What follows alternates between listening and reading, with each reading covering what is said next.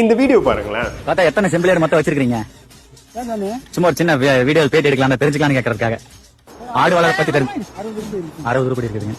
ஒரு குட்டி என்ன ரேட்டுக்கு வாங்குவீங்க, என்ன ரேட்டுக்கு விற்பீங்க? ஒரு குட்டி வந்து 5000 ரூபா 6000 ரூபா 5000 ரூபா 6000 ரூபாய்க்கு வாங்குவீங்க. விற்கிறது 15000 ரூபா. கஷ்டப்பட்டு ஸ்கூல் பீஸ் காலேஜ் பீஸ் எல்லாம் கட்டி கடைசியில கணக்கு பார்த்தோம்னா 10 to 15 லட்சம் ரூபா வந்துருதுங்க. வேலைக்கு போனா 10,000 15,000 தான் சம்பளமே கொடுக்குறாங்க. ஐயனுங்கிறாரு 60 ஆடு வளர்த்தே அந்த 60 ஆடு 120 குட்டி போட்டுச்சு அப்படின்னா 120 குட்டியை குட்டியா வித்தா அப்படின்னாலே ஒரு குட்டிக்கு 5000 வருமானம் போட்டா அப்படின்னாலே ஒரு வருஷத்துக்கு கிட்டத்தட்ட 6 லட்சம் ரூபா வருது.